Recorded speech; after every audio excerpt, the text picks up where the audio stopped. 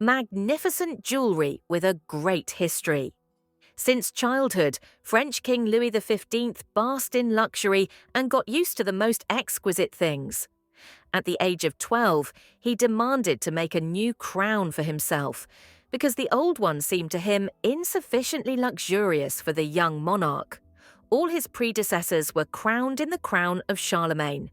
The order was executed by jewellers Duflo and Ronda.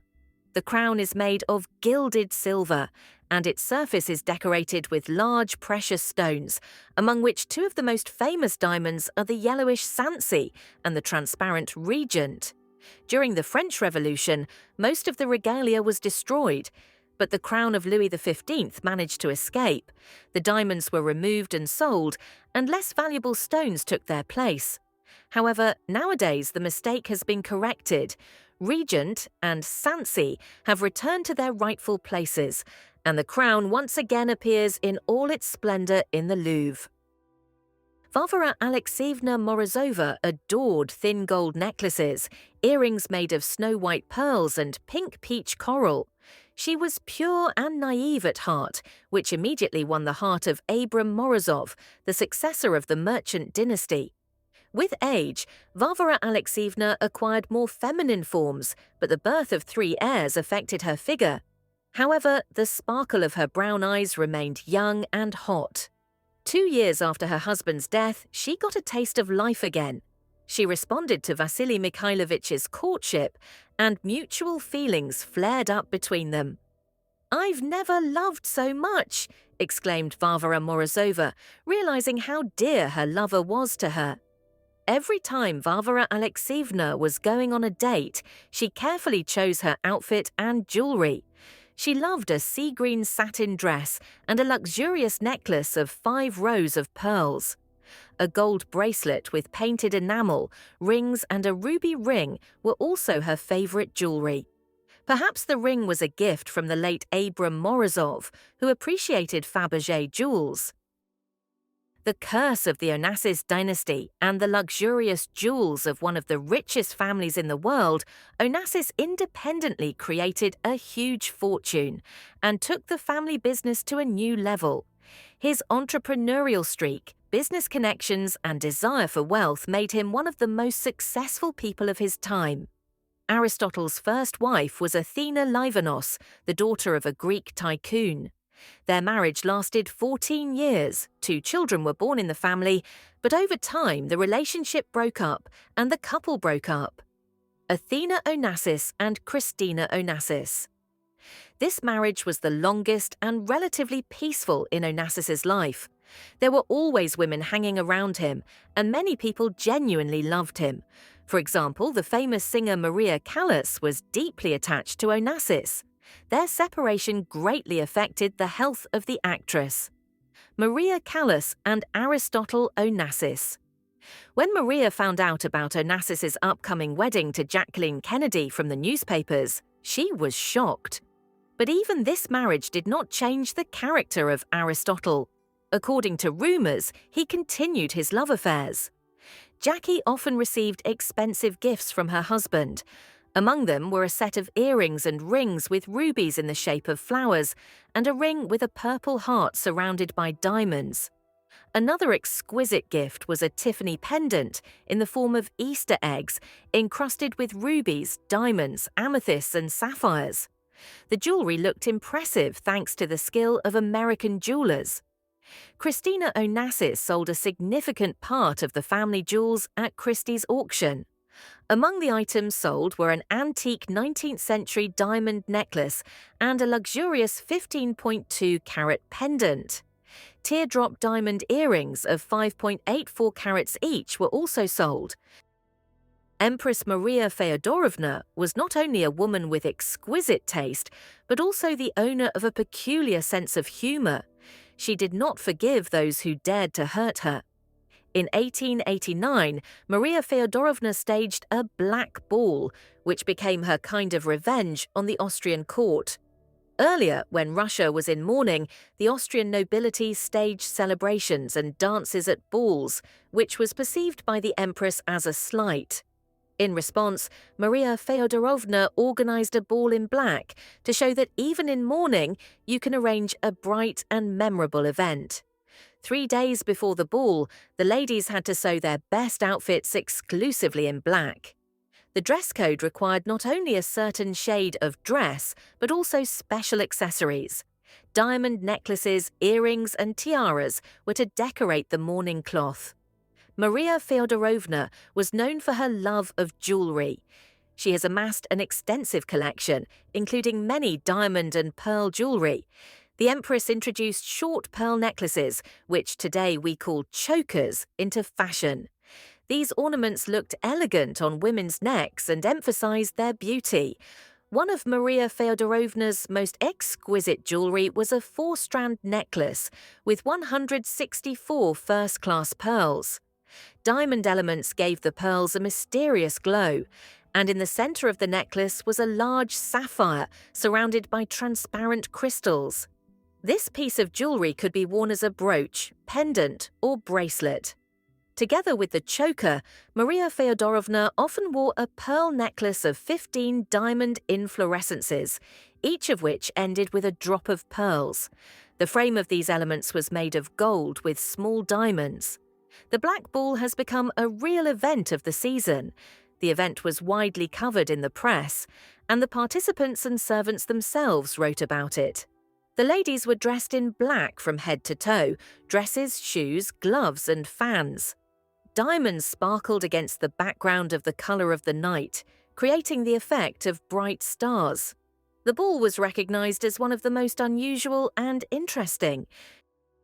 The Black Orlov diamond is a mysterious stone that evokes strong emotions in its owners, from admiration to horror.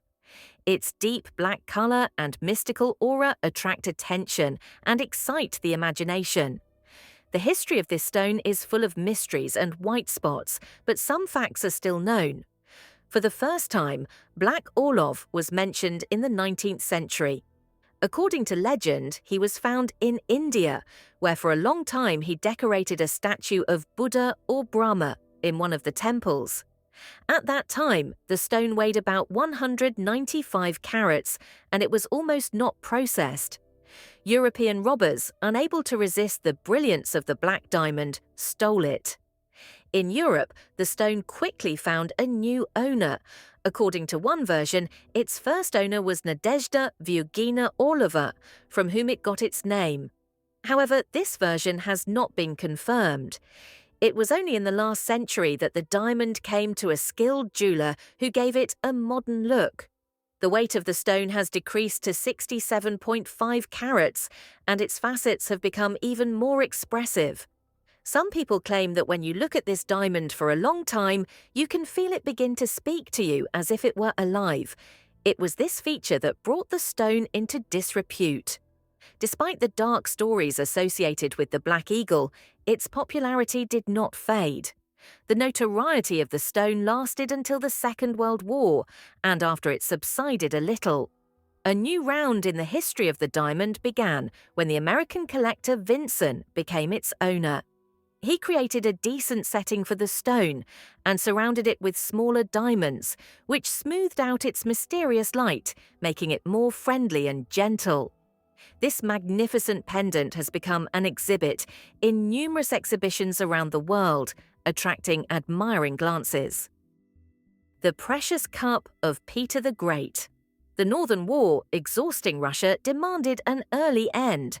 In honour of the resounding victory over the Swedes near Poltava, Emperor Peter I decided to make a commemorative cup made of walnut wood. The emperor, who was fond of crafts, took up the work himself. But how did this glass acquire its precious setting, and why was its owner, Prince Matvei Gagarin, soon executed? When Prince Matvei Petrovich Gagarin staged lavish victory celebrations in Moscow, Peter the Great was delighted. The emperor loved noisy celebrations and fireworks. In gratitude for the joy that the Moscow commandant brought him, Peter decided to give him a memorable souvenir. In 1709, the emperor made a cup of strong walnut tea. It was a strong and even vessel that absorbed the sweat of the king himself. Prince Gagarin, having received such a gift, decided that he should show his appreciation.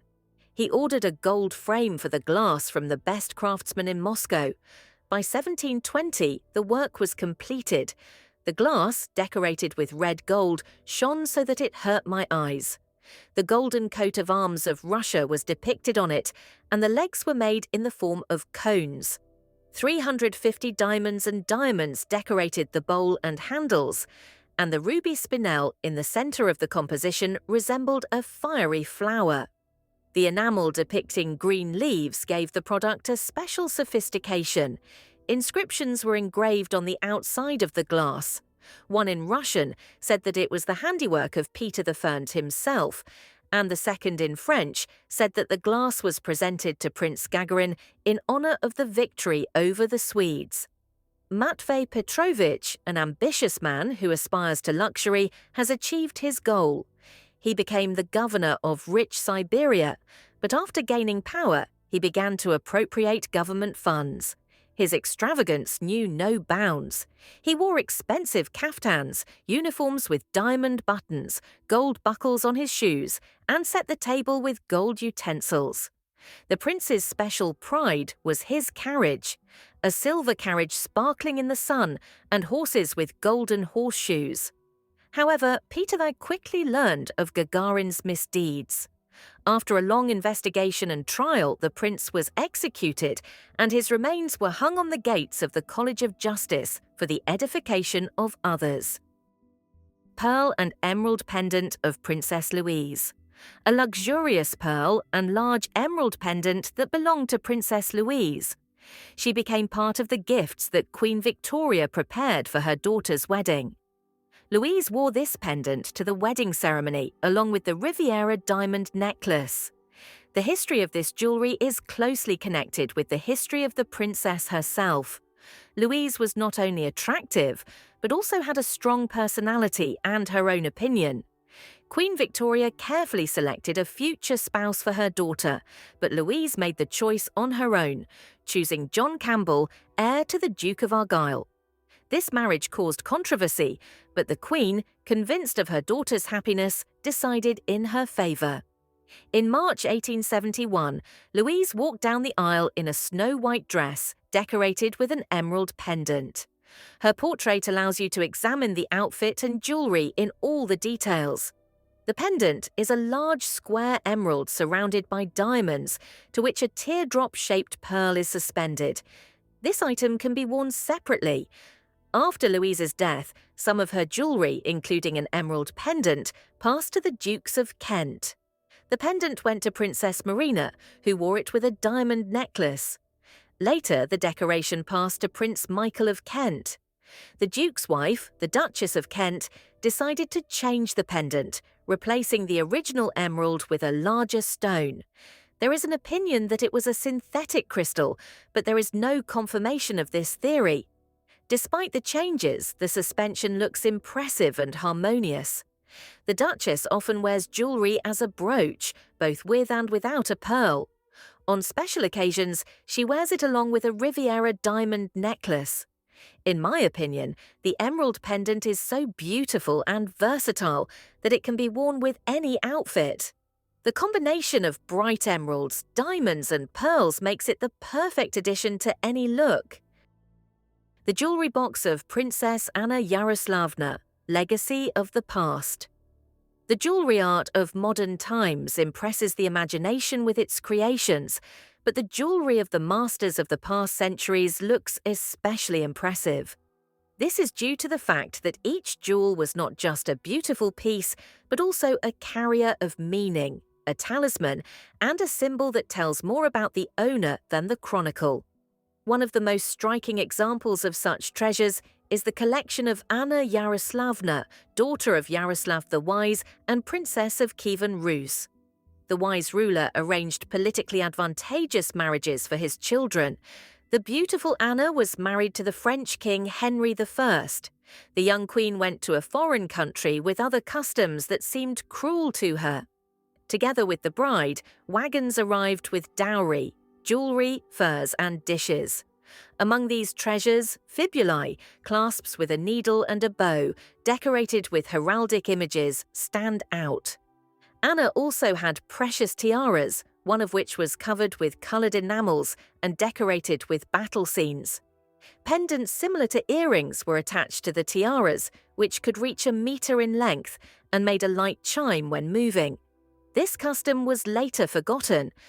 Around her neck, the queen wore a grivna, an open necklace made of silver and gold with patterns and floral ornaments, which was considered a talisman against evil and brought good luck. Rich women of that time wore large semicircular earrings decorated with precious metals, enamel, gems and patterns. Anna's dresses, embroidered with gold, pearls and stones, emphasized her status.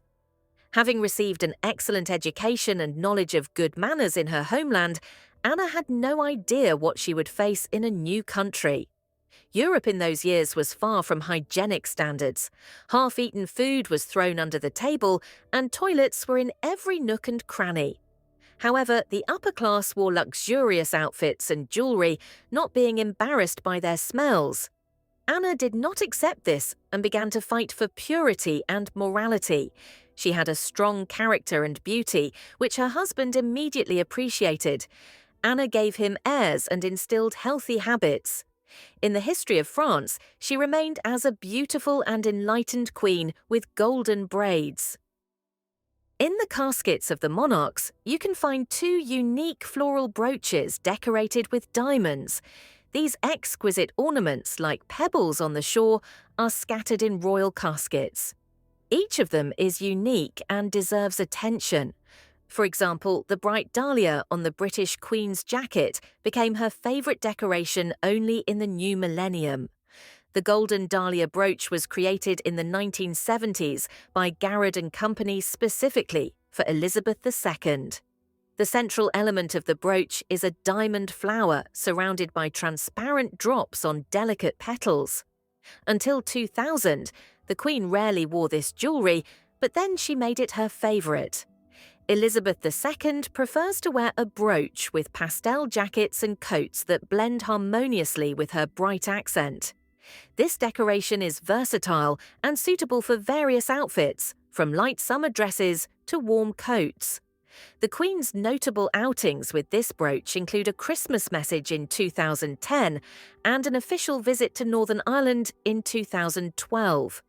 The brooch also appeared frequently at events at Buckingham Palace. Another impressive piece of jewellery is the Rose of Tudor brooch, which belonged to the French Princess Mathilde.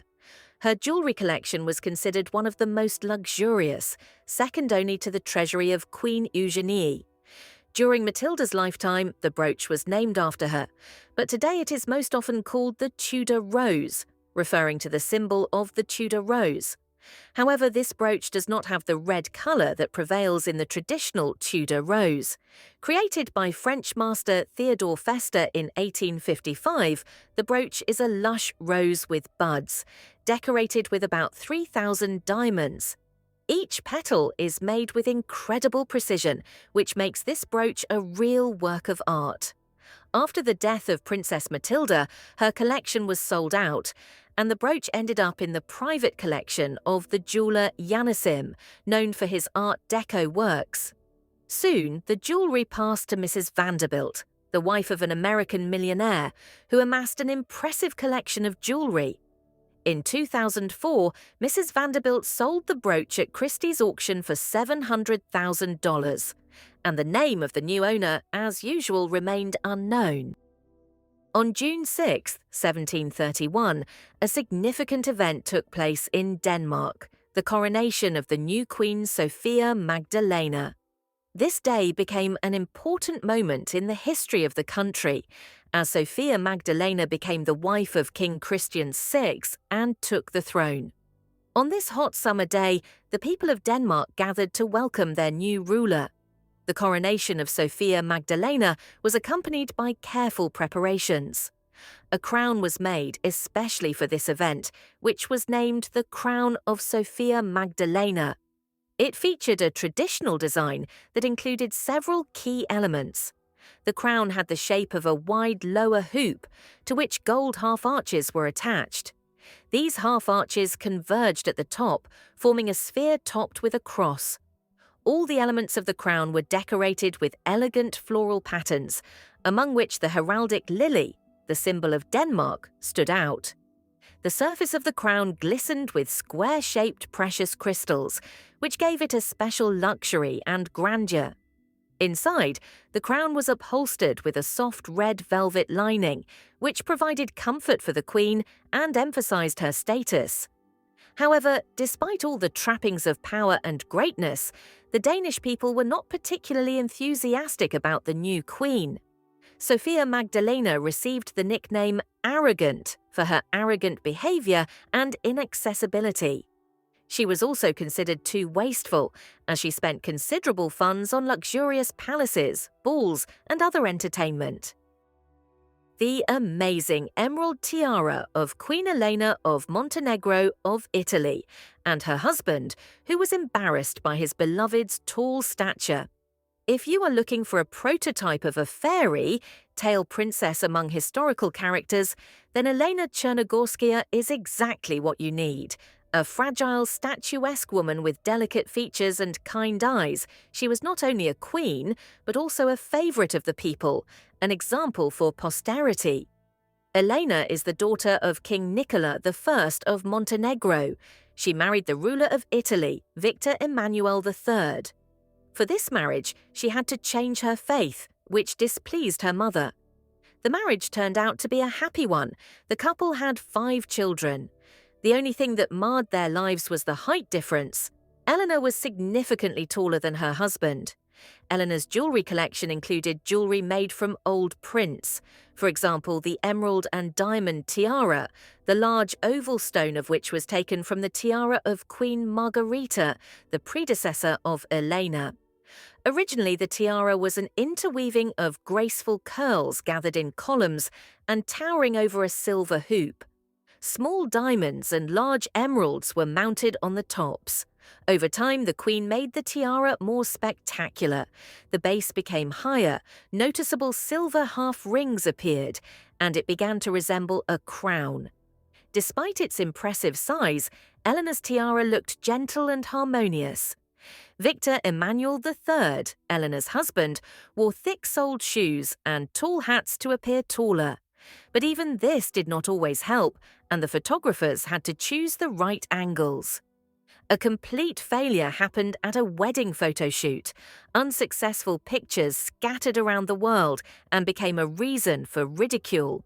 In Russia, the expression Italian couple even appeared, characterizing a couple with a large difference in height.